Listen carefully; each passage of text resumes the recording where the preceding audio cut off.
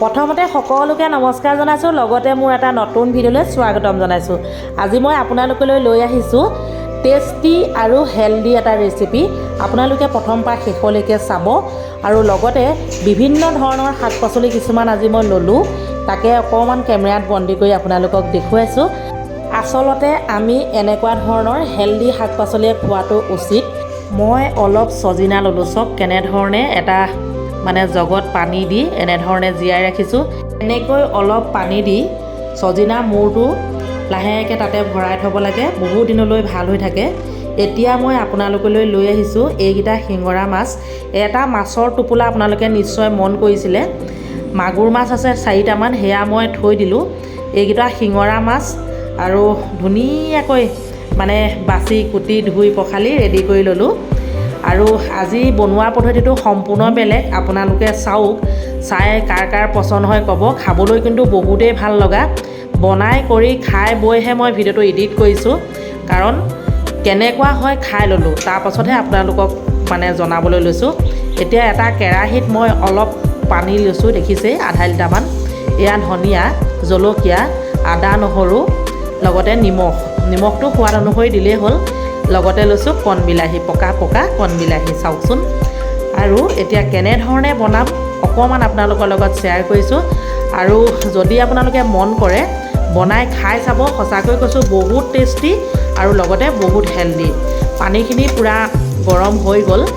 আদা আৰু নহৰু যে মই পিচি লৈছিলোঁ সেয়া দি দিলোঁ, জলকীয়া ফালি লোৱাখিনিও দি দিলোঁ আৰু লগতে নিমখকণো দি দিম। এয়া এতিয়া সুন্দৰকৈ উতলিবলৈ দিম। ইয়াত আৰু কি কি যোগ কৰিছোঁ চাওকচোন। এয়া কণবিলাহীও যোগ কৰি দিলোঁ। সুন্দৰকৈ এতিয়া সিজি উঠিছে নহয়নে।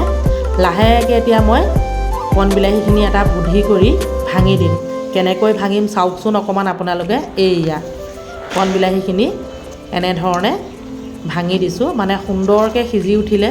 জলকীয়াখিনিও সিজিলে, আদা নহৰু পিচাখিনিও সিজি গ'ল। ইমান ধুনীয়াকৈ উতলিছে যেতিয়া সিজিবই নহয়নে। চাওকচোন, আজি বনোৱা পদ্ধতিটো সম্পূৰ্ণ বেলেগ। আপোনালোকক আকৌ এবাৰ অনুৰোধ জনাইছোঁ, যিসকলে এনেধৰণে বনাই খোৱা নাই, যিকোনো মাছেই এনেধৰণে বনাই খাই চাবচোন। এয়া আকৌ দেখিছেনে পলুল এটা, কোনে কোনে চিনি পাইছে। এইখিনিও মই বৰ সুন্দৰকৈ বনাম, আপোনালোকলৈ আগবঢ়াম। আগতে অৱশ্যে আগবঢ়াইছোঁ, তথাপিতো নতুনকৈ এইবছৰ বুলি দিম আৰু চাব কেনেধৰণে বনাম। লগতে চাওক, এইফালে বিলাহী ভাঙি গ'ল, জলকীয়াও ভাঙি গ'ল। লাহেকৈ এতিয়া মই মাছকেইটা এৰি দিলোঁ। মাছকেইটা আপোনালোকে প্ৰথমতে দেখিলে ধুনীয়াকৈ বাছি ধুই পখালি ৰাখি থোৱা আছিলে। ইয়াত মই কোনো নিমখ হালধি সনা নাই, কাৰণ মই বইল মাছৰ তৰকাৰী বনাইছোঁ আৰু বনোৱা ষ্টাইলটো অকণমান বেলেগ। কণবিলাহী দি বইল কৰিছোঁ। 5 মিনিটৰ বাবে ঢাকি দিলোঁ। এতিয়া আৰু এটা বস্তু যোগ কৰিছোঁ, এইটো হ'ল কেঁচা কোমোৰা। মই ইয়াৰ ৰসখিনি উলিয়াই এগিলাচ খালোঁ আৰু যিখিনি ৰুকি লৈছিলোঁ সেইখিনি মই নষ্ট নকৰি ইয়াতে মিশ্ৰণ কৰি দিলোঁ। মই কেতিয়াবা দালি বনালেও এনেধৰণে মিশ্ৰণ কৰি দিওঁ। আৰু বহুতে জানে, যিসকলে মোৰ ভিডিঅ' চাই থাকে, মই কোমোৰাৰ ৰস মাজে মাজে খাই থাকোঁ। মইনো কেঁচা কোমোৰাৰ ৰসখিনি উলিয়াই কিয় খাওঁ সেইটো মই আগতে কৈছিলোঁ, তথাপিতো পাছৰ ভিডিঅ'ত আপোনালোকক সুন্দৰকৈ বুজাই দিম। এতিয়া অকণমান দি দিলোঁ মই আদা ৰস।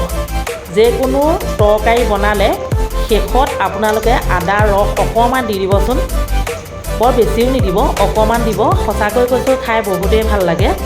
আজি মই যিটো ৰেচিপি আপোনালোকলৈ আগবঢ়াইছোঁ সঁচাকৈয়ে বহুত টেষ্টি আৰু লগতে হেল্ডি।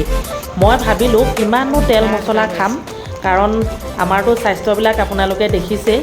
সেয়েহে তেল মছলা বাদ দি এনেধৰণে বইল খাবলৈ লৈছোঁ। ভাবিলোঁ অকণমান কেমেৰাত বন্দী কৰি আপোনালোকলৈও আগবঢ়াওঁ। এতিয়া মই এটা বস্তু যোগ কৰিছোঁ, এয়া হৈছে মান ধনিয়া খাবলৈ কিমান টেষ্টি, মই চাগে বহলাই নকলেও হ'ব নহয়নে। এয়া চব মান ধনিয়া যোগ কৰাৰ লগে লগে 2-3 মিনিটমান মই গেছৰ ওপৰত ৰাখিম। তাৰপাছত আপোনালোকক দেখুৱাই আছোঁ দেখিবলৈ কেনেকুৱা হ'ব, খাবলৈ কেনেকুৱা হ'ব।